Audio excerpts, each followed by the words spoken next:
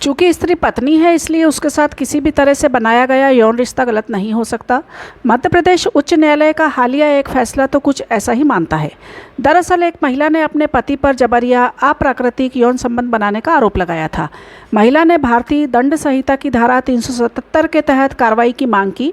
Court के मुताबिक पत्नी के साथ अप्राकृतिक यौन संबंध अपराध नहीं माना जा सकता और मुकदमा खारिज कर दिया गया। यही नहीं, मीडिया रिपोर्ट्स के मुताबिक कोर्ट ने यह भी कहा कि यह बलात्कार की श्रेणी में भी नहीं आता है, क्योंकि कानून 15 साल से ज़्यादा उम्र की पत्नी के साथ कैसे भी बनाए गए और किसी भी तरह बनाए गए यौन रिश्ते को बलात्कार नहीं मानता। हम यह सोचने पर मजबूर है कि अदालत ने ऐसा फैसला कैसे दिया। जब ऐसे फैसले देती है तो लगता है कि क्या वाकई कानून की आंख पर पट्टी ही बंधी होती है या वह लकीर का फकीर। कोर्ट ऐसा कैसे कह सकती है कि पत्नी के साथ किसी भी तरह का बनाया गया यौन संबंध ठीक है या वह अपराध की श्रेणी में नहीं लाया जा सकता या जबरदस्ती के लिए पति पर मुकदमा नहीं किया जा सकता, मगर कोर्ट ने ऐसा ही कहा। कोर्ट जब सुनवाई करती है या फैसले देती है तो यह यांत्रिक प्रक्रिया नहीं होती। कोर्ट कानून को विस्तार भी देती है और कई बार वह नई व्याख्या भी देती है। उसे समय के साथ अपनी व्याख्या में बदलाव की ज़रूरत भी होती है, तब ही वह राह दिखाने वाली मानी जाती है। इसलिए सोचने वाली बात है आज के वक्त में ऐसे फैसले कैसे दिए जा सकते हैं। यही तो पितृसत्ता है ना। पितृसत्ता को बनाए रखने में समाज में स्थापित संस्थाओं का भी बड़ा योगदान होता है। अदालतें भी ऐसी ही संस्था है, इसलिए पितृसत्ता का असर गाहे बगाहे यहाँ भी दिख जाता है।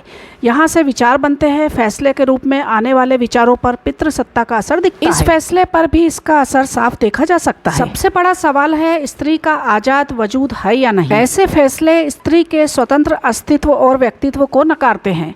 स्त्री सबसे पहले इंसान है, बतौर इंसान वह आज़ाद है, उसका आज़ाद वजूद है।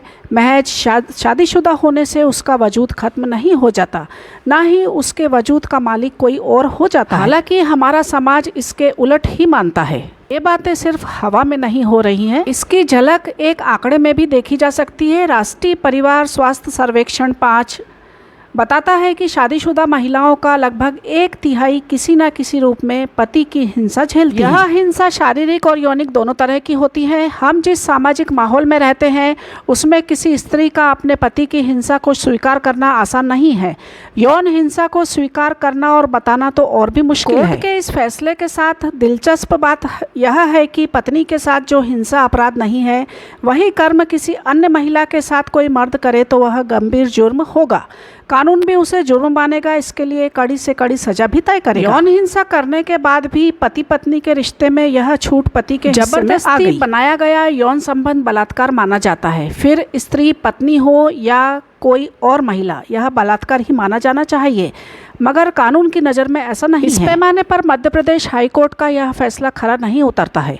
यह फैसला स्त्री की गरिमा के खिलाफ है। मानव अधिकार शादी की पवित्रता के नाम पर हम कब तक इस बलात्कार से मुंह चुराते रहेंगे। यह बलात्कार होता रहेगा तो शादी पवित्र कहाँ रहेगी। इस बारे में आपके क्या विचार है, कमेंट करके जरूर बताइए और ताज़ा अपडेट्स के लिए हमारे साथ बने रहिए। Please subscribe. Thank you.